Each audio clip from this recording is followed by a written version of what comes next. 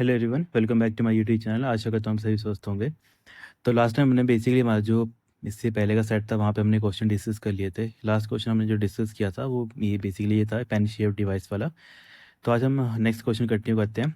और notation use to express clearly on algorithm is known as. यहाँ पे बात करिए कि हम क्या करते हैं, नोटेशंस यूज़ करते हैं जब भी हम किसी एल्गोरिदम को, हमें जैसे मान लेते हैं कि मैं एक नॉर्मल पर्सन हूँ, मैंने क्या किया, एक प्रोग्रामर को अपनी रिक्वायरमेंट दे दी। मैंने बोला आप क्या करो, आप कोई ऐड का प्रोग्राम बना दो मेरे लिए। मैंने अपनी रिक्वायरमेंट दे दी। किसी प्रोग्रामर को, है ना। प्रोग्रामर ने क्या किया, उसी जो मैंने उसको टास्क दिया उसको उसने क्या किया, स्टेप बाय स्टेप टुकड़ों में तोड़ दिया। तो जैसे इसने स्टेप बाय स्टेप टुकड़ों में मेरी रिक्वायरमेंट को तोड़ दिया, तो ये इसके लिए क्या बन गया, ये इसके लिए एल्गोरिदम बन गया। अब होता क्या है, क्योंकि प्रोग्रामर ने तो चलो उसको एल्गोरिदम बना दिया, पर एक्चुअल में क्या होता है, प्रोग्रामर ने उस एल्गोरिदम को इम्प्लीमेंट भी करना होता है प्रोग्रामिंग लैंग्वेज के अकॉर्डिंग। तो ये क्वेश्चन में पूछा गया है कि ऐसी कौन सी नोटेशन है जिसका यूज़ किया जाता है किसी भी एल्गोरिदम को क्लैरिफाई करने के लिए या फिर एक्सप्रेस करने के लिए। तो बेसिकली हम उसके लिए ना सूडो कोड का यूज़ करते हैं, है ना। हमेशा आपने याद रखना है, हम किसका यूज़ करते हैं, सूडो कोड का यूज़ करते हैं।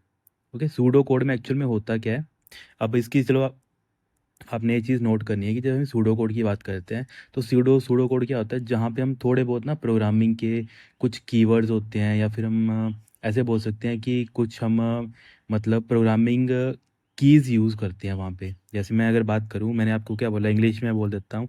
आप क्या करो, आप वैल्यू ए और वैल्यू बी को आप क्या करो, बी को आप क्या करो, जमा करो, है ना। ऐसे मैंने कर दिया, सिंपल मैंने ऐसे लिख दिया कि आप वैल्यू और वैल्यू बी को आप जमा करो। तो ये क्या चीज़ बनेगी, ये मेरी बनेगी एल्गोरिदम। यहाँ पे बेसिकली हम क्या करते हैं, नॉर्मल जो ह्यूमन रीडेबल लैंग्वेज होती है उसमें हम इसको लिखते हैं। तो ये मेरी क्या बनेगी, ये मेरी एल्गोरिदम बन गई। अच्छा, इसी चीज़ को मैं प्रोग्रामिंग वे में कैसे लिखूंगा, मैं सिंपल लिखूंगा, ओके। यहाँ पे लिखूंगा कि C is equal to A plus B. इसका मतलब क्या है कि जैसे हम प्रोग्रामर है तो प्रोग्रामर कैसे समझेगा इसको, वो समझेगा कि ए और बी कोई मेमोरी है ना। इस मेमोरी को आपस में क्या करो, इस मेमोरी के कंटेंट को आपस में प्लस करो और बाद में किसी दूसरी मेमोरी में जाके स्टोर कर दो। बस वही चीज़ है जो यहाँ पे आपने नॉर्मल भाषा में लिखी है, उसी चीज़ को थोड़ा क्या कर दिया है, कोड की वे में लिख दिया। तो इस चीज़ को हम बोलते हैं सूडो कोड। और वही यहाँ पे क्वेश्चन पूछा गया कि एक आप नोटेशन यूज़ करते हो किसी भी एल्गोरिदम को क्लैरिफाई एक्सप्रेस करने के लिए, तो आप किसका यूज़ करते हो, बेसिकली आप सूडो कोड का यूज़ करते हो, है ना। और सूडो कोड को ही समटाइम क्या बोल दिया जाता है, एल्गोरिथमिक लैंग्वेज या फिर एल्गोरिथमिक नोटेशन भी बोल देते हैं। अगर लैंग्वेज नहीं लिखा होगा एग्जाम में ना, तो यहाँ पे नोटेशन करके भी वहाँ पे मेंशन किया होगा, तो यहाँ पे आपका फर्स्ट यहाँ पे राइट आंसर हो जाएगा। तो ऐसे करके आपने चीज़ें अंडरस्टैंड करनी होती हैं कि कैसे वो चीज़ें एक्चुअल में वर्क करती हैं। बाकी देखिए, ये क्वेश्चन तो चलो बनता ही है इंपॉर्टेंट। इसके अलावा ना एक फ्लो चार्ट का क्वेश्चन बनता है, आपने उसको भी नोट कर लेना है। देखो, फ्लो चार्ट का यही क्वेश्चन बनता है, तो इसको बस नोट कर लेना जिसको पता होगा। फ्लो चार्ट होता है क्या है, हम क्या करते हैं ग्राफिकल वे में, जैसे अभी मैंने क्या लिखा, मैंने लिखा ए प्लस बी, मैंने लिखा, है ना। ये क्या था मेरा, ये हम बेसिकली एक तरीके से नॉर्मल जो हम एक्सप्रेशन की वे में लिखते हैं, फिर सूडो कोड की वे में लिखते हैं, वैसे मैंने इसको लिख दिया। पर मैं इसको अगर इस वे में लिखूँ, मैंने क्या किया, यहाँ पे एक बॉक्स बना दिया और यहाँ पे मैंने क्या कर दिया, यहाँ पे मैं एक्सप्रेशन इवेल्युएट कर रहा हूँ। यहाँ पे क्या होगा, मेरा ए प्लस बी होगा। तो यहाँ पे देखो लिखने का तरीका और है, और यहाँ पे मैं क्या कर रहा हूँ, एक ग्राफिकल ऑब्जेक्ट के अंदर इस चीज़ को रिप्रेजेंट कर रहा हूँ कि यहाँ पे जो मेरा ये वाला बॉक्स है वो क्या रिप्रेजेंट कर रहा है कि मैं किन्हीं दो वैल्यू को ये कर रहा हूँ प्रेस, मतलब एक तरीके से एक्सप्रेस कर रहा हूँ या फिर इवेल्युएट कर रहा हूँ। तो फ्लो चार्ट कुछ नहीं होता है बेसिकली, ये भी क्या होते हैं, जैसे एल्गोरिदम क्या होते हैं, स्टेप्स होते हैं, ये भी क्या होते हैं, स्टेप्स ही होते हैं। पर जो यहाँ के स्टेप होते हैं या फिर फ्लो चार्ट के जो स्टेप्स होते हैं, या फिर समटाइम इसको ना ऐसे भी लिखा जाता है, स्टेप बाय स्टेप। तो जो भी चीज़ है आपने बस अंडरस्टैंड करनी है, कई बार स्टेप्स भी लिखा होता है, कई बार स्टेप बाय स्टेप भी लिखा होता है। पर इंपॉर्टेंट क्या चीज़ बन जाती है, इंपॉर्टेंट बन जाती है कि जो भी ये स्टेप्स होते हैं इनको आप कैसे लिखते हो, इनको आप ग्राफिकल वे में आप रिप्रेजेंट करते हो। तो ये सारी चीज़ें दिखाने के लिए, बनाने के लिए हम किसका यूज़ करते हैं, फ्लो चार्ट का यूज़ करते हैं। सिंपल बोलूँ कि एल्गोरिदम आपका क्या होता है, एल्गोरिदम में आप क्या करते हो, आप नॉर्मली इंग्लिश भाषा में या कुछ भी भाषा में उसमें आप अपने राइटिंग में लिखते हो। अगर वही चीज़ अगर मैं फ्लो चार्ट में लिखूँ, तो वहाँ पे मैं राइटिंग में नहीं लिखूँगा, वहाँ पे मैं अलग अलग डायग्राम्स का यूज़ करूँगा, है ना। अलग अलग सिंबल्स होते हैं हमारे पास, जैसे एक टर्मिनेटर का सिंबल होता है, इसको हम सर्कल के नाम से जानते हैं। एक हमारे पास एक स्क्वायर करके से, मतलब एक तरीके से रेक्टेंगुलर सिंबल होता है, जहाँ पे हम क्या करते हैं, किसी वैल्यू को इनपुट या फिर आउटपुट मुझे दिखाने के लिए हम यूज़ करते हैं। वहीं हमारे पास कंडीशन के लिए, जब हम कंडीशन यूज़ करते हैं, है ना, तो कंडीशन के लिए हम डायमंड सिंबल का यूज़ करते हैं। और डायमंड के अलावा कई बार ना इसको एक तरीके से रोहम्बस का सिंबल भी मतलब वहाँ पे लिखा होता है, तो कई बार डायमंड, कई बार रोहम्बस। तो ये सारी चीज़ें आपने अंडरस्टैंड करनी है कि जो एग्जामिनर है वो आपसे कैसे पूछ रहा है। वो फ्लो चार्ट का पूछ रहा है कि आप किसी चीज़ को ग्राफ के वे में रिप्रेजेंट कर रहे हो या फिर आप किसी चीज़ को लिखित में रिप्रेजेंट कर रहे हो, है ना। जैसे आप रिटर्न में कोई चीज़ बता सकती हो या फिर आप उसको डायग्रामेटिकली वे में किसी को भी बता सकते हो। तो दो तरीके होते हैं, दोनों एग्जाम में पूछे जाते हैं, काफ़ी इंपॉर्टेंट बन जाते हैं। हमेशा याद रखना है कि जब स्टेप बाय स्टेप इंस्ट्रक्शन की बात की जाएगी तब आपने लिखना है वहाँ पे एल्गोरिदम, पर जहाँ पे step by step graphical representation की बात की जाएगी एल्गोरिदम की, तो वहाँ पे आएगा राइट आंसर फ्लो चार्ट। बस कीवर्ड होते हैं, बस उसके अकॉर्डिंग आपने याद रखना है एल्गोरिदम का कीवर्ड क्या है और आपका फ्लो चार्ट का कीवर्ड क्या है। देखो दोनों के दोनों क्या करेंगे, स्टेप्स ही आपको बताएंगे। पर एल्गोरिदम में क्या करेंगे, एल्गोरिदम में जब भी आप किसी बेसिकली प्रॉब्लम का सॉल्यूशन दोगे तो आप उसको कैसे लिखोगे, उसको आप इंस्ट्रक्शंस की वे में लिखोगे। और वहीं फ्लो चार्ट में आप किसी का जो सॉल्यूशन प्रोवाइड करोगे तो वो आप ग्राफिकल वे में प्रोवाइड करोगे। तो ये डिफरेंस होता है दोनों में, और काफ़ी बार ना एग्जाम में ये पूछा भी गया, तो काइंडली आपने ये सारी चीज़ें भी नोट करके लिख लेनी है। ओके, तो बाकी इसके अलावा देखो और भी जैसे हम प्रोग्रामिंग लैंग्वेज में काफ़ी हमने टॉपिक पढ़े हुए हैं, अलग अलग जैसे चीज़ें पढ़ी हुई हैं। तो फ्लो चार्ट में ना कुछ इंपॉर्टेंट सिंबल्स होते हैं, तो काइंडली आप उनको नोट कर लो। जैसे मैंने अभी एक आप बता ही दिया, जहाँ से एग्जाम में क्वेश्चन पूछा जाता है कि ऐसा कौन सा सिंबल होता है जो क्या करता है बेसिकली, या तो वो डिसीजन लेने के लिए आपको बताता है ना, डिसीजन मेकिंग भी इसको बोल देते हैं, या फिर समटाइम इसको बोल देते हैं जहाँ पे आप क्या करते हो, कंडीशन वगैरह रिप्रेजेंट करते हो, है ना। कंडीशन को आप क्या करते हो, रिप्रेजेंट करते हो। तो ये सिंबल कौन सा होता है, तो ये सिंबल आपने हमेशा नोट करना है, ये हमारा डायमंड सिंबल बोल देते हैं इसको, या फिर समटाइम मैंने आपको बोल दिया रोहम्बस भी इसको लिखा जाता है। तो कुछ भी होगा आपने उसको समझ जाना, मतलब वो कुछ इस टाइप का होता है। अगर आप ग्राफिक की वे में रिप्रेजेंट करोगे तो वो कुछ इस टाइप का सिंबल आएगा।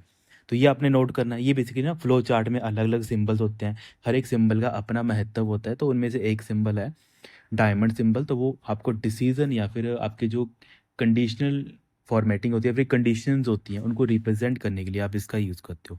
वहीं एक बार पूछा जाता है कि अगर आपको इनपुट या आउटपुट बताना है, जो मैंने आपको भी आपको बस पहले भी समझाया, या फिर इनपुट वैल्यू है या फिर कोई आउटपुट में आपको वैल्यू है, अगर आपको इसको दिखाना है, या फिर इनपुट आउटपुट जो भी ऑपरेशंस आप परफॉर्म कर रहे हो, ओके, तो वो सारे ऑपरेशंस आप कैसे रिप्रेजेंट करते हो, तो उसके लिए आप पैरेललोग्राम का यूज़ करते हो। ये सारी टर्म्स इंपॉर्टेंट है क्योंकि एग्ज़ाम में पूछी गई हैं, तो काइंडली इसको ऐसे नहीं समझना है कि ये जस्ट ऐसे ही है। ये सारी एग्ज़ाम में पूछी जाती हैं, तो काइंडली आपने इनको नोट करना है। और ऐसे ही क्वेश्चन पूछे जाते हैं कि इनपुट आउटपुट के लिए हम किसका यूज़ करते हैं, पैरेललोग्राम का, है ना। वो कुछ इस टाइप का सिंबल आता है आपका, इस टाइप का जो सिंबल आता है ना, इसको हम पैरेललोग्राम हम इसको बोलते हैं। तो इसको भी आपने नोट कर लेना है। बाकी देखो एक रेक्टेंगल आता है ना, रेक्टेंगल किस चीज़ को बताता है, रेक्टेंगल बताता है आपको, देखो पैरेललोग्राम ना ऐसे होता है, थोड़ा कुछ इस टाइप का होता है, टेढ़ा सा होता है। पर जो आपका रेक्टेंगल होता है वो तो आपको होता है वो इस टाइप का होता है ना। रेक्टेंगल टेढ़ा नहीं होता, जैसे यहाँ पे देख रहे हो ना, ये वाला स्लोप क्या है, थोड़ी टेढ़ी है आगे करके। तो जो इस टाइप का सिंबल आता है इसको हम पैरेललोग्राम बोलते हैं। और एक हमारा रेक्टेंगल आता है, उसको भी काइंडली आप नोट कर ले, क्योंकि ये सारे फ्लो चार्ट की कंसेप्ट आते हैं और यहाँ से क्वेश्चन एग्जाम हमेशा पूछता है एग्जामिनर हमेशा।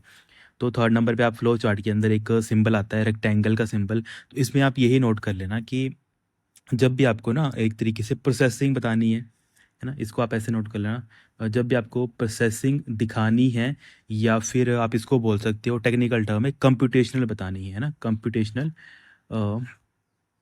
कंप्यूटेशनल अगर आपको स्टेप दिखाना है तो इसके लिए आप कौन सा सिंबल का यूज़ करते हो, तो इसके लिए हम सर रेक्टेंगल सिंबल का यूज़ करते हैं। और रेक्टेंगल सिंबल कैसे होता है, ऐसे होता है ना। पैरेललोग्राम मैंने आपको बताई दिया वो थोड़ा टेढ़ा होता है, पर रेक्टेंगल सिंबल आपका ऐसे होता है। तो काइंडली ये सारी चीज़ें हैं, इनको भी आपने नोट करके लिख लेना है, क्योंकि काफ़ी बार एग्जाम में पूछा जाता है। बाकी टर्मिनेट सिंबल का काफ़ी बार पूछा जाता है। देखो क्वेश्चन यही आएगा, वो बोलेंगे कि आप फ्लो चार्ट में अलग अलग सिंबल होते हैं, तो बोलेंगे कि ऐसा कौन सा सिंबल है जो आपको एक तरीके से टर्मिनेट बताने का काम करता है। टर्मिनेट होने का मतलब क्या होता है, किसी चीज़ की शुरुआत या फिर किसी चीज़ की अंत दिखाने का काम करता है। तो इसको आप ऐसे नोट कर सकते हो, अगर आपको टर्मिनेट या और टर्मिनेट का मतलब यहाँ पे आप ऐसे लिख लेना कि आपको क्या करना है, या तो कोई स्टार्ट या तो कोई अगर आपको एंड दिखाना है या फिर बताना है, ठीक है, स्टार्ट या फिर end of N algorithm, of N algorithm. अगर ये आपको दिखाना है तो इसके लिए आप किसका यूज़ करते हो, टर्मिनेट सिंबल का यूज़ करते हो। अच्छा टर्मिनेट सिंबल तो मैंने आपको बता ही दिया, पर ये होता कैसा है, दिखता कैसा है ये हमें सर ओवल शेप्ड का दिखता है ना, ओवल शेप्ड सिंबल होता है ये हमारे पास। ओके, और ओवल शेप्ड कैसे होगा, वही जो मतलब थोड़ा ऐसे गोलू टाइप का सिंबल आता है ना, इसको हम क्या बोल देते हैं, इसको हम टर्मिनेट सिंबल बोल देते हैं। प्रोसेसिंग के लिए हम रेक्टेंगल का यूज़ करते हैं, वो ऐसे आ सकता है। देखो एग्जामिनर जैसे मर्जी क्वेश्चन पूछ ले, चाहे वो आपको फोटो दे दे, चाहे वो आपको टेक्स्ट की वे में पूछे, तो मैंने दोनों आपको बता दिए ताकि आपको आने वाले एग्ज़ाम है वहाँ पे आपको कोई ऐसा डाउट ना रहे कि सर हमने फ़ोटो नहीं देखी थी, या फिर सर हमने थ्योरी में नहीं ये चीज़ पढ़ी थी। तो इनको काइंडली आप सारी की सारी चीज़ें आप नोट कर लेना। बाकी अलग अलग चीज़ यहाँ जो एग्ज़ाम पूछी जाती है एल्गोरिथम के बारे में कि जैसे मैं बात कर लेता हूँ कि अगर किसी ना प्रोग्राम में कोई लॉजिकल एरर आ जाता है ना, तो उसको हम क्या बोल देते हैं, तो लॉजिकल एरर को हम बग बोल देते हैं। छोटी मोटी टर्म्स से हमने पहले भी डिस्कस की हुई हैं, कोई भी हमारे पास लॉजिकल एरर होता है उसको शॉर्ट टर्म में बग बोल दिया जाता है। वहीं अगर मैंने एक चीज़ आपको ये भी बताई थी कि जब भी कोई बग आता है या फिर आपके सिस्टम में कोई दिक्कत आती है तो आपको क्या दिया जाता है, कंपनी के द्वारा, मतलब जो भी आपकी कंपनी है, चाहे आपका किसी भी कंपनी का प्रोडक्ट है, चाहे आपका सैमसंग का है, चाहे आपका एप्पल का है, किसी भी कंपनी का अगर प्रोडक्ट है, तो वो आपको क्या करती है, with the help of internet आपको एक कुछ छोटे-छोटे सॉफ्टवेयर आपको प्रोवाइड करती है। इस सॉफ्टवेयर से क्या किया जाता है, आपके जो बग्स होते हैं इनको क्या किया जाता है, रिमूव किया जाता है। तो बेसिकली इस सॉफ्टवेयर का नाम क्या होता है, इसको हम बोलते हैं पैचेस। ये भी एग्ज़ाम में काफ़ी बार पूछा गया है कि ऐसे छोटे-छोटे प्रोग्राम्स या फिर ऐसे छोटे-छोटे जो हमारे पास एक तरीके से अपडेट्स होते हैं जिसके थ्रू हमारा जो सिस्टम के बग्स होते हैं उनको रिमूव किया जाता है और वो हमें फ्री ऑफ कॉस्ट प्रोवाइड किए जाते हैं। हमेशा याद रखना है जो पैचेस होते हैं ना वो फ्री ऑफ कॉस्ट होते हैं। ओके, फ्री ऑफ कॉस्ट होते हैं। जैसे आप कोई किसी कंपनी का मोबाइल लेते हो तो आपको पता है जब आप मोबाइल लेते हो तो वहाँ पे आपको 2 टाइप के अपडेट्स देता है। ये सारी प्रैक्टिकल चीज़ें हैं, इनको आप ऐसे अंडरस्टैंड करो जैसे मैं बता देता हूँ। जैसे मान लेते हैं कि मैंने ले लिया एक सैमसंग का फ़ोन, सपोज़ कर लेते हैं मैंने एक सैमसंग का फ़ोन ले लिया। अब आपको पता है सैमसंग के जो फ़ोन्स होते हैं वो हमें 2 टाइप के अपडेट देते हैं। एक आप देखते हो अपडेट लाइक इसको हम मेजर अपडेट्स बोल देते हैं। एक हमारे पास आते हैं मेजर अपडेट, इसको आप नोट मत करना, बस इसको आप अंडरस्टैंड कर लो। सेकंड आपके आते हैं सिक्योरिटी अपडेट, है ना? Security update. अब देखो मेजर अपडेट और सिक्योरिटी अपडेट में क्या फ़र्क होता है? सबसे पहले देखो मेजर अपडेट्स होते हैं कि जैसे मान लेते हैं कि जो मेरा सैमसंग का फ़ोन था, वो अभी जब मैंने नया-नया खरीदा, उसमें चल रहा था मान लेते हैं एंड्रॉयड का वर्ज़न उसमें 14 चल रहा था। और मेजर अपडेट्स ये होते हैं कि आपका जो एंड्रॉयड 14 है वो कितने मतलब अपडेट्स तक रहेगा। एंड्रॉयड 14 आएगा, 15 आएगा, ये होते हैं मेजर अपडेट कि एंड्रॉयड 15 आएगा, 16 आएगा, 17 आएगा। तो मान लेते हैं कि मेरा सैमसंग का फ़ोन था, इसने मुझे बोला कि आपको 5 मेजर अपडेट्स मिलेंगे। तो 5 मतलब मुझे कौन-कौन से मिलेंगे? एंड्रॉयड 14 तो मेरे पास है पहले से ही, उसके बाद मुझे एंड्रॉयड 15 मिलेगा, 16 मिलेगा, 17 भी मिलेगा, एंड्रॉयड 18 भी मिलेगा और मुझे एंड्रॉयड 19 भी मिलेगा। मतलब आगे जो भी अगले 5 एंड्रॉयड के वर्ज़न आएँगे वो मेरे सैमसंग के मोबाइल के ऊपर मुझे मिल जाएँगे। तो इस टाइप के जो अपडेट्स होते हैं इनको बोलते हैं मेजर अपडेट्स। और ये भी हमें company free of cost provide करती है क्योंकि उसने जब अपना फ़ोन सेल किया होता है तो उस टाइम पे वो बताता है हमें कि आपको हम कितने मेजर अपडेट्स देंगे। वहीं अगर हम बात कर लेते हैं सिक्योरिटी अपडेट्स की, तो देखो अगर 5 साल तक आपका डिवाइस है ही है ना, तो उससे 1 या 2 साल हमेशा एक्स्ट्रा कंपनी क्या देती है आपको, सिक्योरिटी अपडेट प्रोवाइड करती ही करती है। तो यहाँ पे मान लेते हैं 5 साल तो नॉर्मली रहेंगे क्योंकि एंड्रॉयड हमारे वर्ज़न चेंज हो रहे हैं, तो उसके साथ सिक्योरिटी ऑटोमैटिकली एनहांस होती रहती है। प्लस कंपनी ने 2 साल के एक्स्ट्रा और क्या दे दिया हमें, सिक्योरिटी अपडेट दे दिया। अब सिक्योरिटी अपडेट में क्या होता है, जैसे मान लेते हैं आपके सिस्टम में कोई वायरस आ गया या फिर आपके सिस्टम में ऐसा कोई प्रोग्राम है जिसके थ्रू आपका डाटा ब्रीच हो रहा है या फिर आपकी सिक्योरिटी कॉम्प्रोमाइज़ हो रही है, तो उन सभी चीज़ों को हैंडल करना, देखना, तो वो सारी चीज़ें 2 साल तक आपको क्या करेगी कंपनी, आपके एंड्रॉयड वर्ज़न अपडेट होने के बाद भी क्या करेगी, आपको सिक्योरिटी पैच प्रोवाइड करेगी। तो ऐसे करके ये सारी चीज़ें ना प्रैक्टिकल होती हैं, आपको अंडरस्टैंड करनी है। कल को ऐसा नहीं बोलेंगे कि हमने चलो सर चीज़ें सीखी हैं, पर सीखने के साथ आपको चीज़ें पता भी होनी चाहिए कि एक्चुअल में हाउ दे वर्क, है ना? ऐसा नहीं कि हाँ, जस्ट पढ़ लिया और आपने ये सारी चीज़ें कर दी ख़त्म। हमेशा याद रखना है कि अलग-अलग जैसे मैं अभी टर्मिनल की बात मैंने करी थी, है ना? जैसे हमने अलग-अलग फ्लो चार्ट के सिंबल बताए हैं, तो कई बार ना टेक्निकल टर्म में इसको ऑफ पेज कनेक्टर भी बोल दिया जाता है ना? जहाँ पे आपने टर्मिनल अगर कॉपी में अपना नोट किया होगा ना, तो जो हमारे पास टर्मिनेटर होता है या फिर टर्मिनेटर इसको हम बोल देते हैं। तो टर्मिनेटर क्या होता है, जहाँ पे हम स्टार्ट या फिर एंड के बारे में बात करते हैं। और कई बार ना हम जैसे मान लेते हैं कि हम अपना एक प्रोग्राम बना रहे हैं, तो मैंने अपना प्रोग्राम बनाया, तो मेरा जो फ्लो चार्ट है, मैंने एक पेज में मेरा ख़त्म हो गया, लास्ट में मेरा जाके वो ख़त्म हो गया और इसी के बाद मुझे आगे कंटिन्यू करना है इसको अगले पेज के साथ, है ना? तो यहाँ पे मैं क्या इसका नाम क्या दे दूँगा, इसका नाम मैं दे दूँगा ये मेरा ए आ गया, मतलब यहाँ तक मेरा ख़त्म हो गया और इसको मैं अगले पेज के साथ जोड़ूँगा ए के साथ। मतलब ये एंड का सिंबल और स्टार्टिंग का सिंबल एक ही होना चाहिए। इससे क्या लगता है पता, इसलिए लगता है पता कि जो मेरा फ्लो चार्ट था वो यहाँ से चल रहा था पर मेरे पूरे पेज में नहीं आया, उसको मैंने क्या किया, अगले पेज के साथ कनेक्ट कर दिया, जोड़ दिया। तो जोड़ने के लिए हम क्या करते हैं, इसका यूज़ करते हैं टर्मिनेटर का भी। तो देखो स्टार्ट पॉइंट हो गया, चाहे एंड पॉइंट हो गया, चाहे ऑफ पेज कनेक्टर हो गया। ओके, ये शायद मैंने मिस कर दिया, तो काइंडली आप इसको भी नोट कर लेना। तो इसके लिए हम किसका यूज़ करते हैं, टर्मिनेटर, या फिर जिसको मैं ओवल शेप बोल रहा हूँ ना, बार बार ओवल शेप जिस सिंबल की बात कर रहा हूँ उसकी हम बात कर रहे हैं। तो ये सारे पॉइंट हैं, काइंडली इनको आप नोट कर लेना, काफ़ी इंपॉर्टेंट है, काफ़ी बार एग्जाम में पूछे गए हैं। बाकी एल्गोरिदम का क्वेश्चन, अगर जिसने जीआईटी का पेपर दिया होगा उसको पता है एल्गोरिदम के सर एक क्वेश्चन पूछा गया था कि जो एल्गोरिदम है वो बेसिकली किन के द्वारा बनाया गया था। तो ना ये अगर हम बात कर लेते हैं 8th या 9th सेंचुरी की बात है, तो वहाँ पे ना एक पर्शियन पर्शियन हमारे पास मैथमेटिशियन होते थे, उनके द्वारा क्या किया था, इसको डेवलप किया गया था। उनका नाम क्या था, उनका नाम ना कुछ अल खवाज़नी करके है, इसको आप केवल चेक कर लेना, है ना, खवार जमी करके ऐसे करके इनका नाम है। काइंडली इसको आप इसका ना नाम एक बार करेक्ट कर लेना। वैसे नाम इनका ये है कि अल खवाज़मी करके नाम है इनका। तो काइंडली बस इसकी स्पेलिंग आप देख लेना, अगर आप कॉपी पे नोट कर रहे होगे ना तो काइंडली एक बार गूगल कर लेना इस चीज़ को। तो ये 9th सेंचुरी के ना पर्शियन मैथमेटिशियन थे। तो कल को मान लेते हैं अभी ये क्वेश्चन आपसे पूछ लिया गया है कि अल खवाज़नी ने एल्गोरिदम एक तरीके से उनके नाम पे इनका नाम रखा गया, एल्गोरिदम का नाम रखा गया है। पर ये कल को क्वेश्चन पूछा जा सकता है कि वो कहाँ से बिलोंग करते थे, तो आपने याद रखना है कि वो पर्शिया से बिलोंग करते थे। तो छोटे छोटे पॉइंट है पर सारे इंपॉर्टेंट बन जाते हैं। ओके, हाँ, देन नेक्स्ट क्वेश्चन आता है compression of A digital data for efficient storage. देखो कंप्रेशन करने का मतलब क्या आता है, कंप्रेस करने का मतलब होता है जैसे मान लेते हैं मेरे पास क्या है 100 GB की कोई फाइल है। 100 GB की फाइल को मैं क्या करता हूँ, इतना छोटा कर देता हूँ ताकि उसको मैं ईजिली कहीं ट्रांसपोर्ट कर सकता हूँ। जैसे मान लेते हैं मैंने इसको क्या कर दिया, 25 GB का कर दिया। तो यहाँ पे मेरा कंप्रेशन कितना कर दिया मैंने, 75 GB डाटा को क्या कर दिया, कम कर दिया, है ना। 100 में से 75 कम करोगे तभी आपका 25 बचेगा ना। अब ऐसा नहीं होता कि 25 GB यही डाटा क्या बन गया, ये डाटा मेरा कंप्रेस्ड डाटा बन गया। तो जो कंप्रेस्ड डाटा हमारा बनता है इसी को हम क्या बोल देते हैं, हमने डाटा को क्या कर दिया, पैक कर दिया, पैकेड कर दिया, फिर पैकेड कर दिया मतलब पैक कर दिया हमने। जैसे हम क्या करते हैं, हम कहीं भी ट्रांसपोर्ट करते हैं ना, एक जगह से दूसरी जगह जाते हैं, तो घर वाले क्या करते हैं, हमारा सामान को अच्छी ढंग से पैक कर देते हैं। जहाँ पे हम बोलते हैं कि इतना सारा सामान हमारे बैग में कैसे आएगा, पर जो हमारी मदर्स होती हैं वो कैसे करती हैं, वो जो भी चीज़ें होती हैं उसको इतने अरेंज में रखती हैं, इतनी ढंग से मतलब यूटिलाइज़ कर देती हैं हर एक जगह को कि हमें लगता है कि यार इतनी छोटी जगह में इतना सामान आ कैसे गया। तो उन्होंने क्या किया उस टाइम पे, उन्होंने कंप्रेशन लगाई है। तो ऐसे करके आपने चीज़ें अंडरस्टैंड करनी है।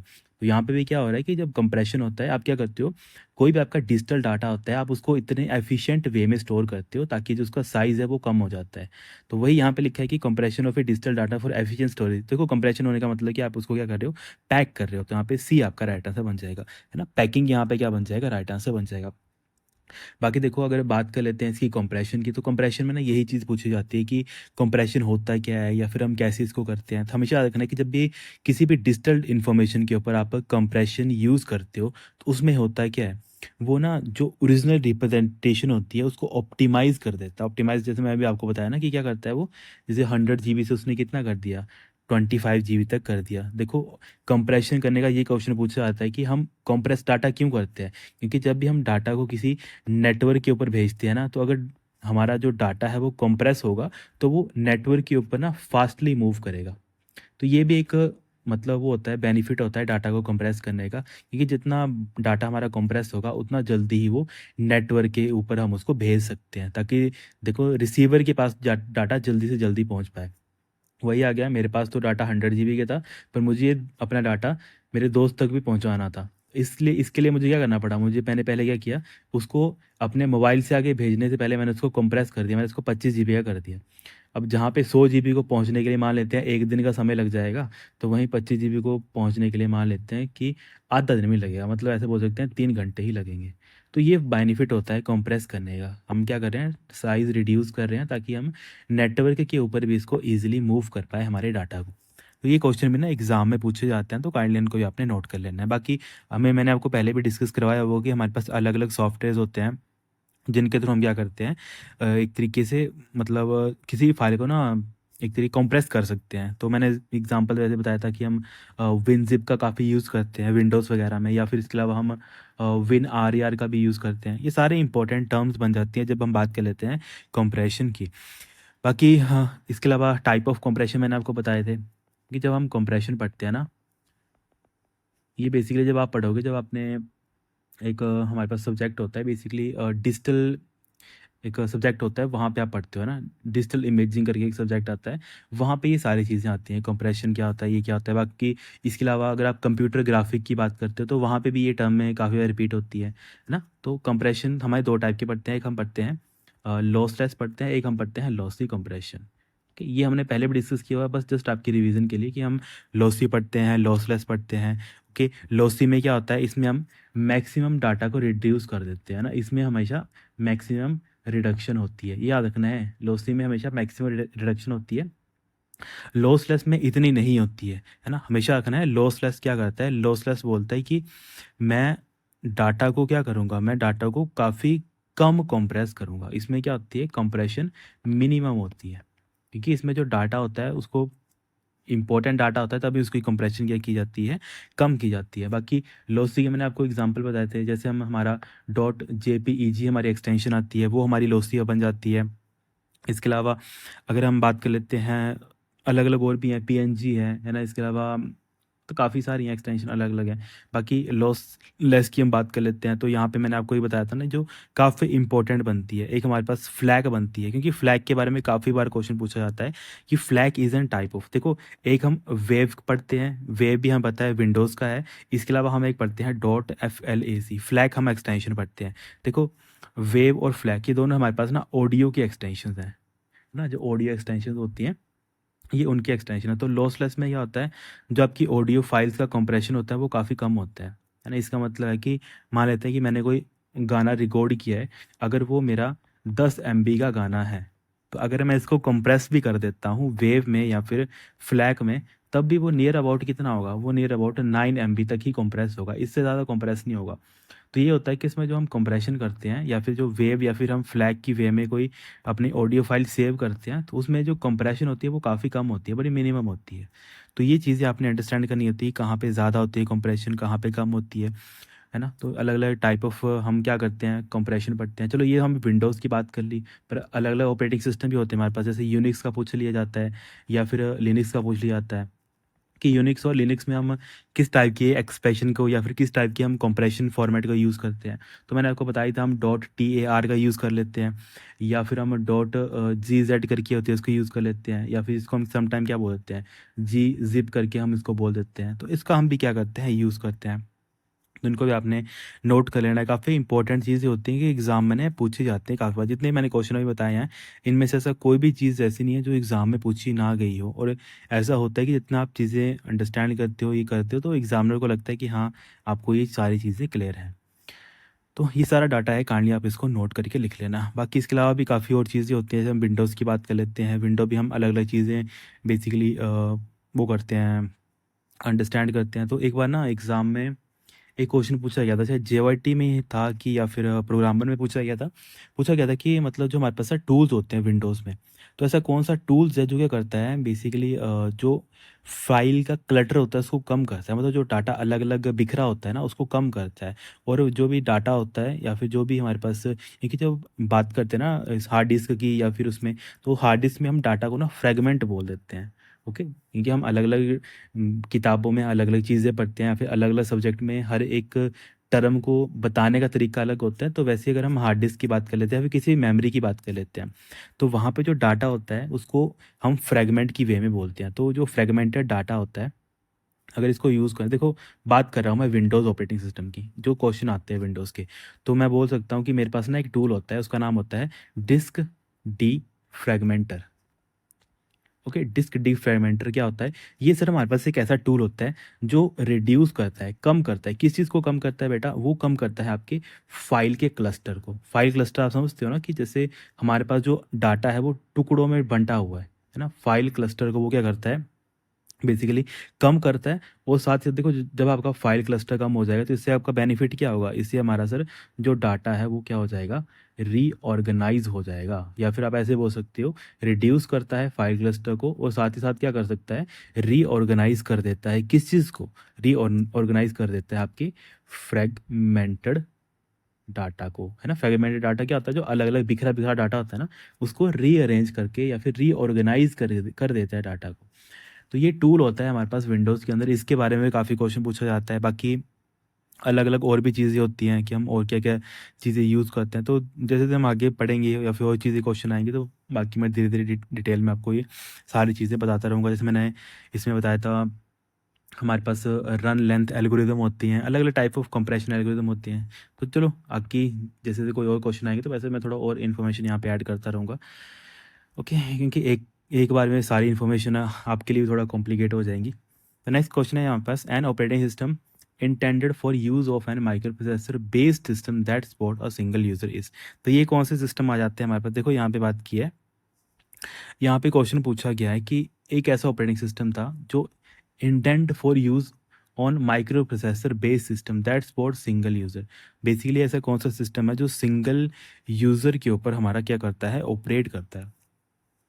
तो यहाँ पे क्या बन जाएगा, देखो यहाँ पे लिखा भी है, ये चीज़ मेंशन की है, सपोर्ट द सिंगल यूज़र। तो सिंगल यूज़र के लिए हम बेसिकली किसका यूज़ करते हैं यहाँ पे, एज पर ऑप्शन देखा जाए, support a single user used on a microprocessor based system that support a single user. तो यहाँ पे एज पर ऑप्शन हम देख लेते हैं, तो यहाँ पे हमारे पास क्या बन जाएगा, CPM हमारे पास राइट आंसर बन जाएगा। देखो CPM हमारे पास क्यों बन जाएगा, अगर आपको CPM की फुल फॉर्म पता है तब आप इसको ईजिली टैकल कर लेते हैं। CPM को हम क्या बोल देते हैं, C से हमारा बन जाता है कंट्रोल, और P से हमारा बन जाता है प्रोग्राम, और बाकी M से हमारे पास क्या बन जाता है, फॉर माइक्रो प्रोसेसर्स। तो इसी के बारे में यहाँ पे देखो क्वेश्चन में जिक्र किया हुआ है कि कैसा operating system basically intend for use on micro processor based system, micro processor based system that support a single user. Okay, micro processor based एक हमारे पास एक तरीके से सिस्टम था जो बेसिकली हमारा सिंगल यूज़र के ऊपर ऑपरेट करता था, तो उसको हम क्या बोलते हैं, control program for microprocessor. बाकी आपने याद रखना है कि ये बेसिकली जो CPM था, ये हम बात कर रहे हैं जब हम मतलब 90s की बात है ना, इसको अप्रोक्सीमेट अगर आप करोगे तो 1970s के आसपास की बात है ये। वहाँ पे ना इंटेल के द्वारा इसको बनाया गया था, हमेशा याद रखना है कि इंटेल के द्वारा इसको ये बनाया गया था और काफ़ी पॉपुलर हुआ था ये। दो तीन क्वेश्चन है जो एक सिस्टम के बारे में पूछ सकते हैं कि CPM बेसिकली किसने बनाया था, वो भी हमारा रह गया है ना। ये हमारा गैरी के द्वारा बनाया गया था, गैरी किल्डल करके नाम था इन पर्सन का, तो इनके द्वारा इसको बनाया गया था। और ये कब बना था, ये 1970s के आसपास बना था। ओके, और ये हमारे पास क्या था, ये बेसिकली इंटेल के जो सिंगल यूज़र माइक्रो कंप्यूटर होते थे उनके लिए क्या किया था, इसमें बेसिकली इम्प्लीमेंट किया गया था। तो काफ़ी इंपॉर्टेंट चीज़ है, इसको काइंडली आप नोट करके लिख लेना। बाकी अगर हम बात कर लेते हैं, जैसे कई बार क्वेश्चन पूछा गया था कि जो हम माइक्रो या फिर हम बात कर लेते हैं डोज से पहले, क्योंकि हम बात करें अगर डोज से पहले जो हमारे इसरो के जो साइंटिस्ट थे ना, वो भी किस कंप्यूटर का यूज़ करते थे, तो वो भी CPM का ही यूज़ करते थे। तो ये इंपॉर्टेंट चीज़ है और एग्ज़ाम में ना पूछी जाती है, तो काइंडली आप भी इनको क्या करें, नोट करके लिख लें।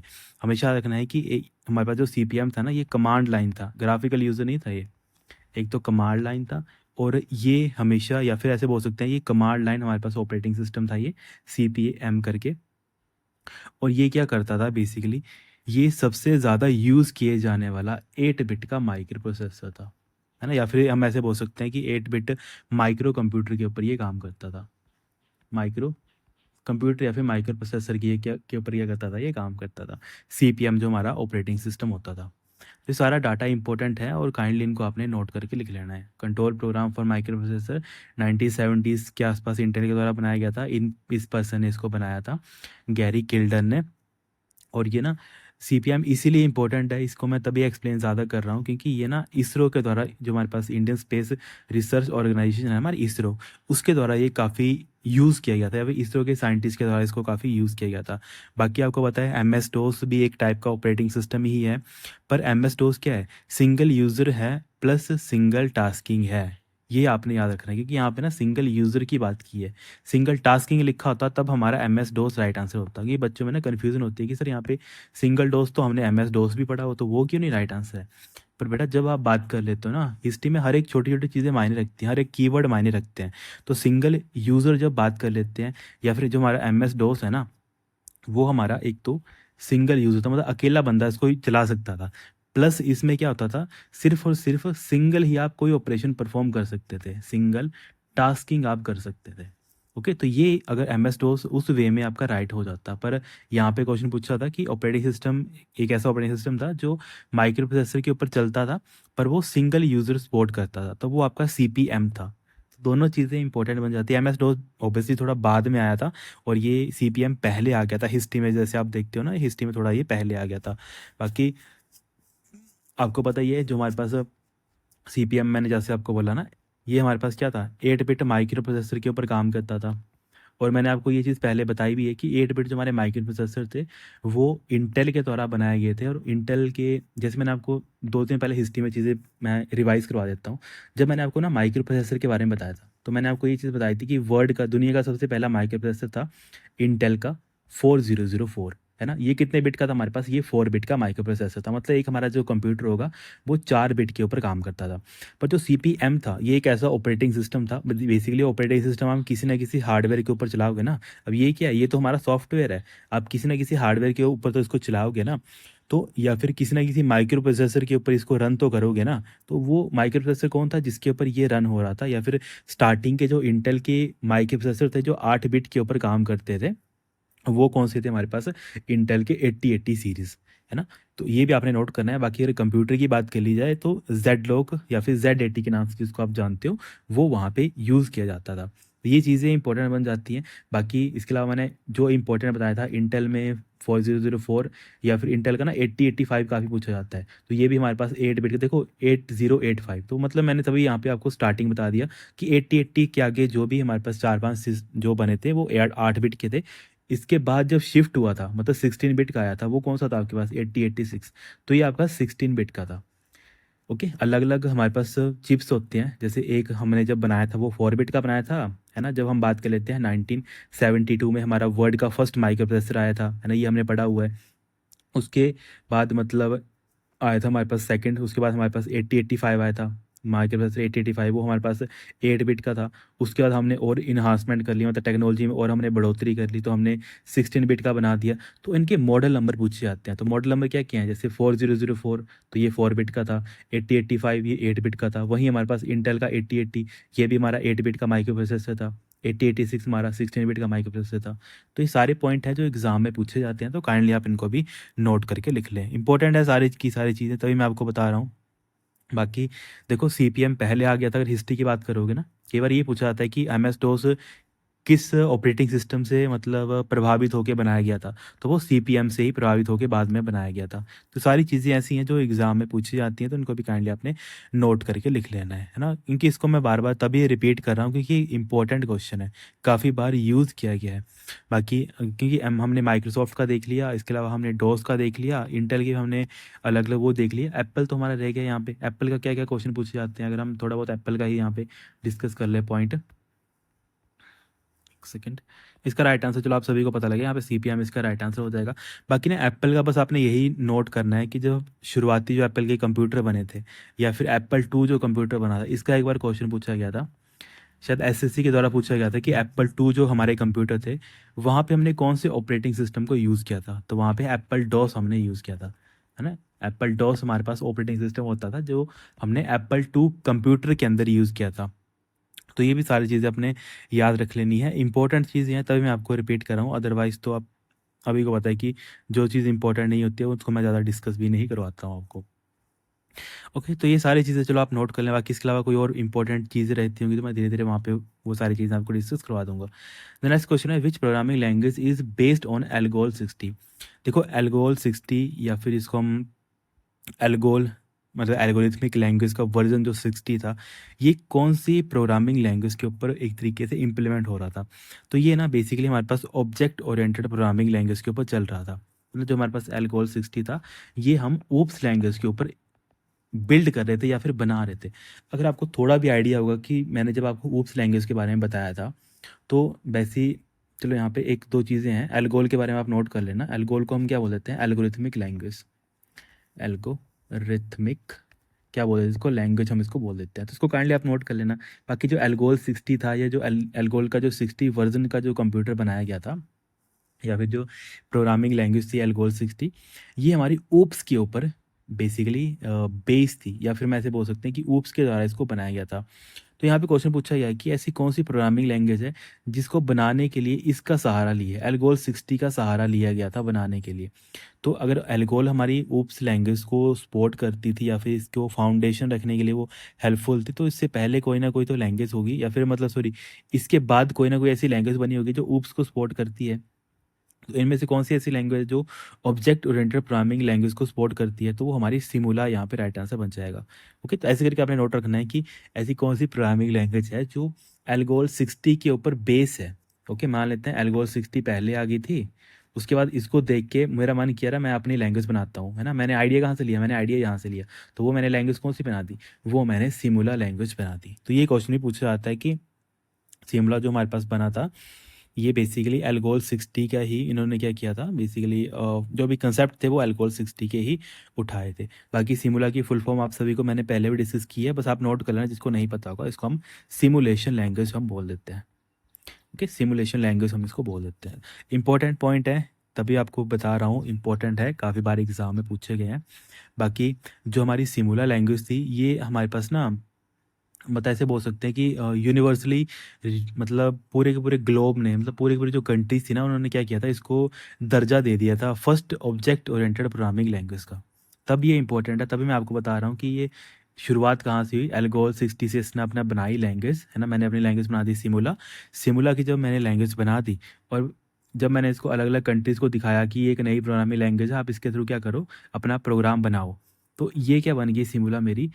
बेसिकली मतलब हम ऐसे बोल सकते हैं कि इसको हमने यूनिवर्सली अडॉप्ट कर लिया था, है ना। अडॉप्ट इन द सेंस कि मतलब सभी को ये ठीक लगा, अच्छी लग रही थी लैंग्वेज, है ना। तो यूनिवर्सली अडॉप्ट हमारे पास ये लैंग्वेज बन गई थी, तो इसको क्या बोल देते हैं, first object oriented programming language. तो मैं शॉर्ट में लिख रहा हूँ, तो आपने इसको पूरा नोट कर लेना है।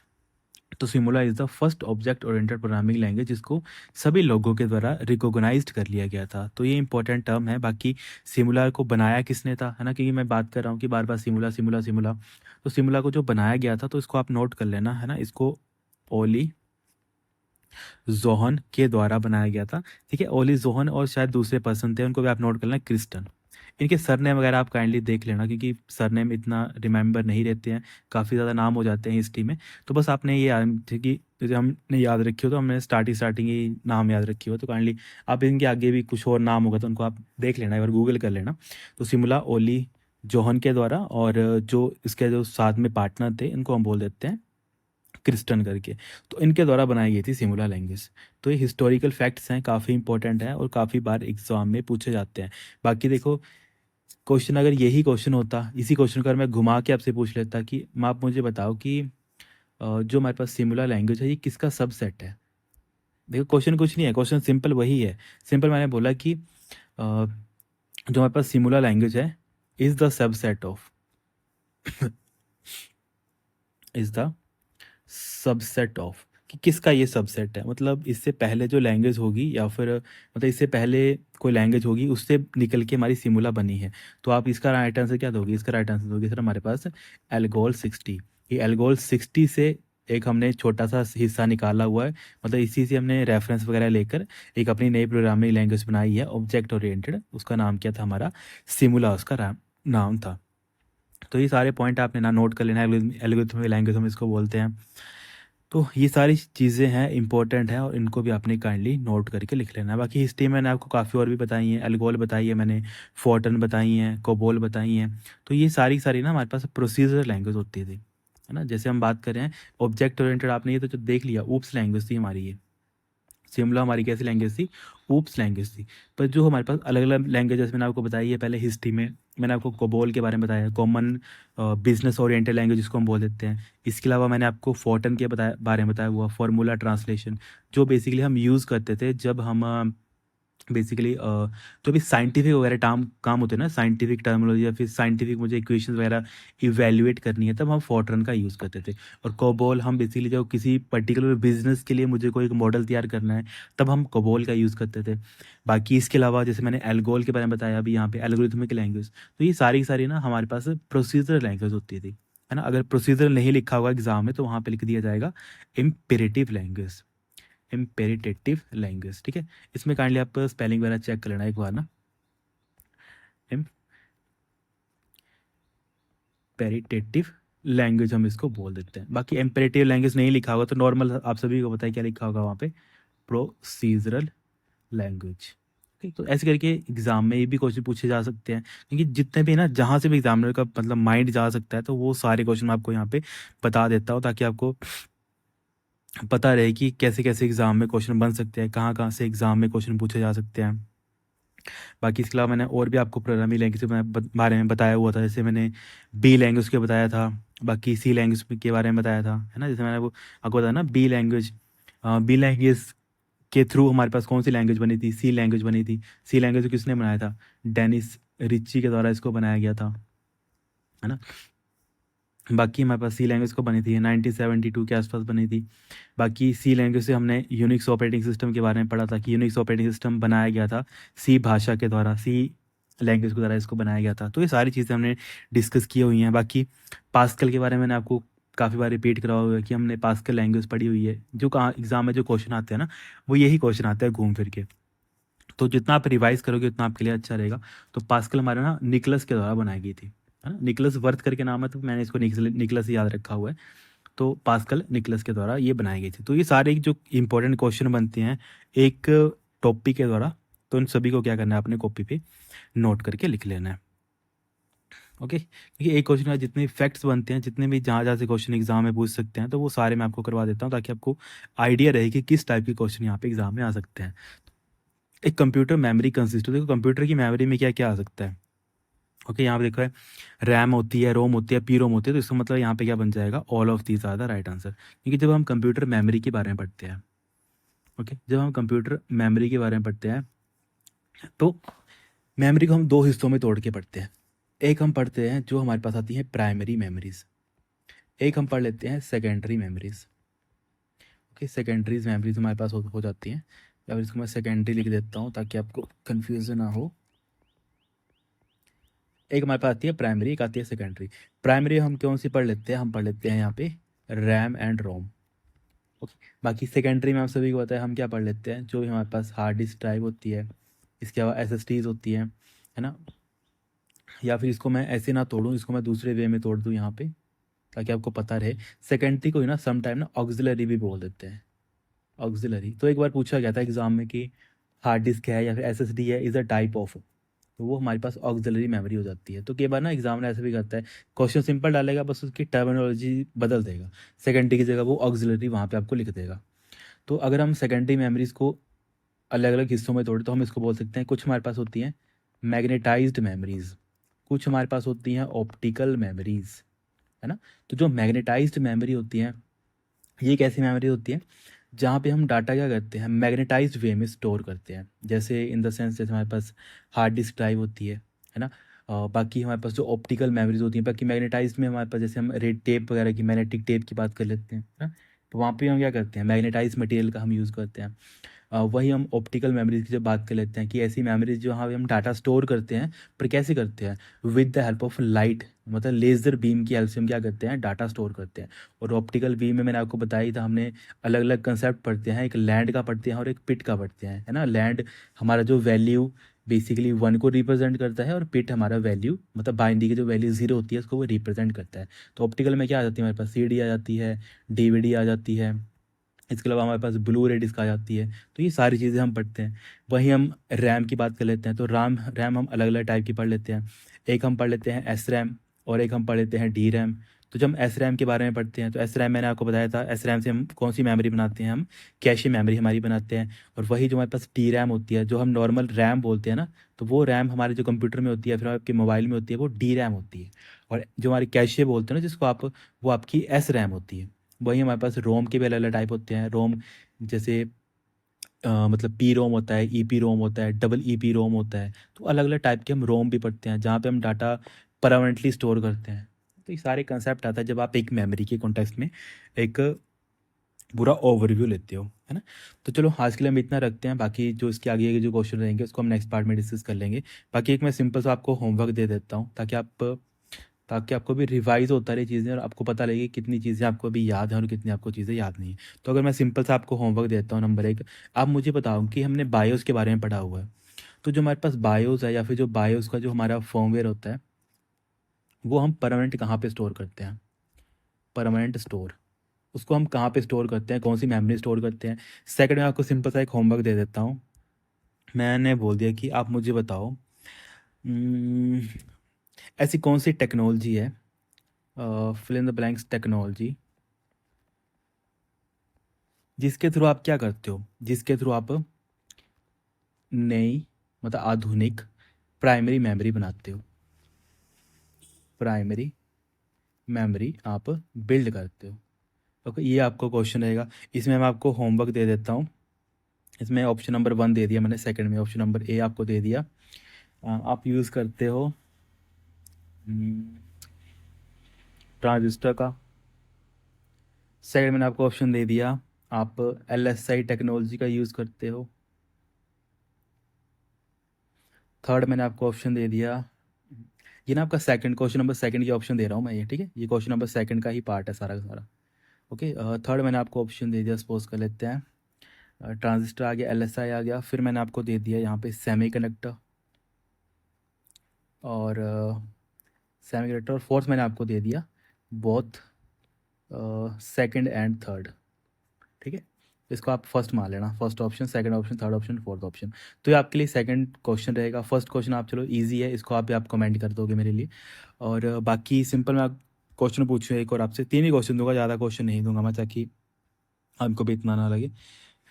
तो हाँ, एक सिंपल सा मैं क्वेश्चन डाल देता हूँ इसी का ही। Fill in the blank is the type of, यहाँ पे आप करेंगे is a type of ROM. एक रोम का हमारे पास टाइप होता है जो क्या करता है, जो इरेज करता है डाटा, इरेज डाटा वाई अल्ट्रावॉल या फिर यूवी रेज, है ना। यूवी रेज के थ्रू वो क्या करता है, डाटा को डिलीट करता है। तो 3 क्वेश्चन है, काइंडली आप तीनों के राइट मुझे आंसर कमेंट करके बताएंगे।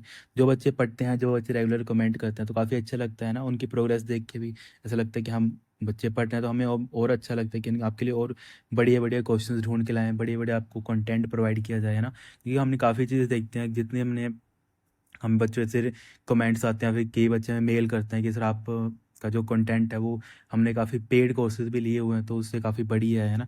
तो मुझे काफ़ी बच्चे बोलते भी हैं कि सर आपने अपना हमें अलग से एक सेपरेट कोर्स मतलब बना दो काइंडली आप, और हम काइंडली उसको परचेज़ कर लेंगे। तो मैं उनको अभी बोलता हूँ कि मेरे पास एक्चुअली में इतना टाइम नहीं बच पाता है, तो जितना मेरे टाइम होता है तो मैं उसमें जितना आपको दे सकता हूँ उतना एफर्ट मैं लगाने की ट्राई करता हूँ, है ना।